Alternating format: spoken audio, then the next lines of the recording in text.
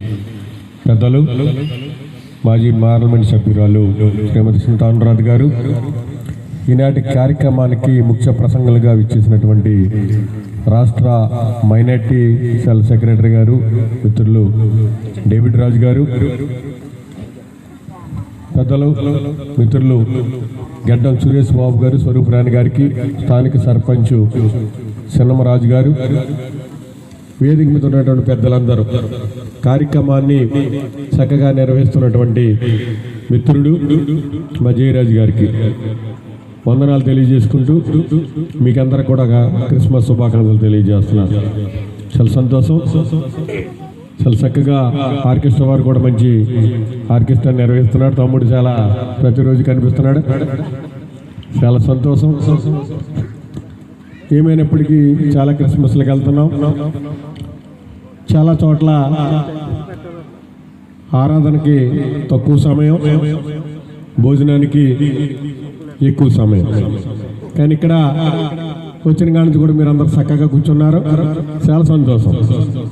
ఏమైనప్పటికీ దేవుణ్ణి నమ్ముకున్న పిల్లలుగా, లేదంటే ప్రతి ఆదివారం ఆరాధనకి వెళ్ళే మనుషులుగా మనము సంవత్సరానికి ఒకసారి మాత్రమే క్రిస్మస్ నడుపుకుంటాం. ఈ క్రిస్మస్ కార్యక్రమాన్ని మనం అందరం భక్తి శ్రద్ధలతో చేసుకోవాలి. రంజాన్ మాసం వచ్చిందనుకోండి, ముస్లింలందరూ ఉదయం 6 గంటల నుంచి సాయంత్రం 6 గంటల వరకు వరుము కూడా మింగరు, బయట ఊసేస్తారు.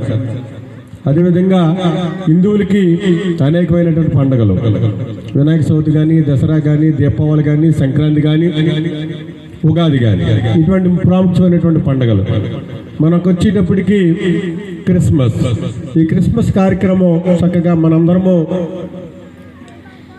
భక్తి శ్రద్ధలతోటి, కొత్త బట్టలతోటి, పిండి వంటలతోటి చేసుకుంటున్నాం. అసలైన క్రిస్మస్ ఏంటంటే నిరంతరము దేవుణ్ణి ఆరాధించుటే. నిరంతరము దేవుణ్ణి ఆరాధించుటే. మీరు మరి ఎన్నిసార్లు ప్రార్థన చేస్తారో నాకు తెలియదు, కానీ దైవజనులు మీకు చెప్పారో లేదు తెలియదు, కానీ ఉదయం లేచిన తర్వాత, లేచిన వెంటనే తర్వాత 10 గంటలకి మధ్యాహ్నం ప్రార్థన, సాయంత్రం పడుకునేటప్పుడు ప్రార్థన, 4 సార్లు ప్రార్థన చేసుకుంటే కనుక ఖచ్చితంగా దేవుని యొక్క ఆశీస్సులు మీ మీద ఉంటాయని నేను తెలియపరుస్తున్నాను. మరి దేవుడు చెప్పినట్టుగా చాలామంది చెప్తారు, ప్రార్థించే పెదవుల కన్నా సహాయం చేసే చేతుల మీద. మన దేవుడు చెప్పిన విధంగా నిన్ను వలె నీ పొరుగు వారిని ప్రేమించాలి. ప్రేమించాలంటే ఏంటి? పక్కవాడికి సహాయం చేయాలి, పేదవాడికి సహాయం చేయాలి. మొన్న మా సత్యంగాపు గారు సుమారు 600-700 మందికి పేదవాళ్ళకి మా జగన్మోహన్ రెడ్డి గారి పుట్టినరోజు సందర్భంగా చీరలు పంపిణీ చేశారు. చక్కగా చికెన్ గారి కూడా పెట్టారు. వేళ నాకు ఒక్కడికే పెట్టలేదు ఆయన. తర్వాత ఎప్పటికప్పుడు పిలిచి పెట్టాలి. ఎందుకంటే మరి అటువంటి సేవా కార్యక్రమాలు తోసినటువంటి సహకారం చేయాలి. మనం మానవ జీవితం ఇంతలో కనపడి అంతలోనే ఆవిరైపోద్ది. మనుషులు నమ్ముకుంటే కంటే యెహోవాను, నువ్వు నిజంగా మనుషులు నమ్ముకుంటే కనుక మోసపోతావు. ఎప్పుడు మనుషులు నమ్మకండి, ఎవరో కూడా. నీ పక్కవాడిని కూడా నమ్మకండి. ఎందుకంటే నిన్ను నమ్మించి ఏం చేస్తాడో ఎవ్వరికి తెలియదు. బాహుబలిలో కట్టప్పలా పొడి చేస్తాడు వెనకాల నుంచి. ఏడైనా ఎలా పొడి చేస్తాడో మనకు తెలియదు. ఎందుకంటే చచ్చిపోయినటువంటి చేపకైనా విలువ ఉంది, కానీ మనిషికి ఏమాత్రం విలువ లేదు. ఉందంటారా? చచ్చిన చేపను బజార్లో పెడితే ఆ పిసరమైన అక్కడ 200 చెప్తే కనీసం 100 రూపాయలకైనా కొనుక్కొస్తాం మనం. అవునే కదా? మరి మనల్ని ఎవరైనా కొంటారంటారు చచ్చిపోతే? ఓ 10,000 ఇచ్చి మనం తీసుకెళ్ళిపోమంటే ఎవరైనా తీసుకెళ్తారా? లేదు. 1000 రూపాయలకి తీసుకెళ్ళమంటే తీసుకెళ్తారా? ఫ్రీగా తీసుకెళ్ళిపోమంటే తీసుకెళ్తారా? అంటే మనిషి యొక్క జీవితం జీవించి ఉన్నంత వరకే మనిషి యొక్క విలువ. ఎంత గొప్పలైన ఎంపీ గారైనా, నేను ఎమ్మెల్సీనైనా, సర్పంచులైనా, ఎవరైనా మనిషి యొక్క బ్రతుకున్నంత కాలమే మన యొక్క విలువ. ఆ బ్రతుకున్నంత కాలం మనం ఎలాగ జీవించామో, ఏ రకంగా జీవించామో, పక్కవాడికి ఏ రకంగా సహాయం చేసామనేది దేవుని ప్రేమ చెప్తుంది. అదే సందర్భంలో డాక్టర్ బాబాసాహెబ్ అంబేద్కర్ గారు చెప్పారు, pay back to the society అని. మనం ఎదిగే కొలిది మన వెనక వారికి ఏమి చెయ్యాలి, ఎంతో కొంత హెల్ప్ చెయ్యాలి. మన వెనకలు ఉన్నటువంటి వారిని పైకి తీసుకురావడానికి మనం ముందు స్టెప్ వేసామంటే ఆ స్టెప్ వెనకాల మన వెనకాల ఉన్నటువంటి ప్రతి ఒక్కరిని కూడా పైకి తీసుకురావడానికి మనం ప్రయత్నం చేయాలి. డాక్టర్ బాబాసాహెబ్ అంబేద్కర్ గారు మనకు అదే నేర్పారు. ఆ నేర్పే క్రమంలో ఖచ్చితంగా ఇటు దేవుని బోధనలు కానీ, డాక్టర్ బాబాసాహెబ్ అంబేద్కర్ గారి బోధనలు కానీ రెండు సమానంగా ఈక్వల్గా ఉంటాయి.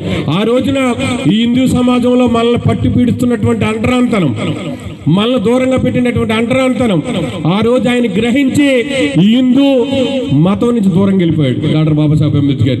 ఎందుకంటే ఇప్పటికి కూడా కొన్ని గుళ్ళల్లోకి అంటరాని వాళ్ళుగా మనం చూస్తున్నారు, దళితుల్ని కానీ బీసీలు కానీ. బీసీలు అంటే అగ్రవర్ణాలు కాదు, బీసీలు కూడా మనమే, అందులో ఒక తెగ. ఇటువంటి కార్యక్రమంలో దేవుని యొక్క ప్రేమని మనము పొందటానికి అహర్నిశలు కృషి చేయాలి, ఆయన బాటలో నడవాలి. మరి దైవజనుడు నిరంతరం మన కోసం పనిచేస్తాడు. ఆయనకు వేరే వ్యాపారాలు లేవు, వేరే లావాదేవీలు ఉండవు. మన కుటుంబం బాగోవాలి, మన పిల్లలు బాగోవాలి, మన తల్లిదండ్రులు బాగోవాలి, మన అన్నదమ్ములు బాగోవాలి, మనం అందరూ కూడా నిరంతరం బాగోవాలని మన కోసం ప్రార్థన చేసే ఏకైక వ్యక్తి ఒక దైవజనుడు మాత్రమే. ఆ దైవజనుడు ఎవరు? మన సంఘ పాస్టర్ గారు. ఆ పాస్టర్ గారిని మనం అందరం కూడా ప్రోత్సహించాలి. అనునిత్యం ఆయనకి వెంబడించి మనం ఆయన చేసే కార్యక్రమంలో మనందరూ కూడా ముందుండాలని చెప్పి సందర్భంగా మనం చేసుకుంటూ మీ అందరికీ కూడా క్రిస్మస్ శుభాకాంక్షలు. నన్ను ఆహ్వానించినటువంటి జయరాజు గారికి, ఇక్కడ టీంకి ప్రత్యేక ధన్యవాదాలు తెలియజేసుకుంటూ మీ అందరికీ కూడా నూతన సంవత్సర శుభాకాంక్షలు తెలియజేస్తున్నాను. డయాస్ మీద ఉన్న పెద్దలందరికీ కూడా నూతన సంవత్సర శుభాకాంక్షలు తెలియజేస్తున్నాను. Thank you very much.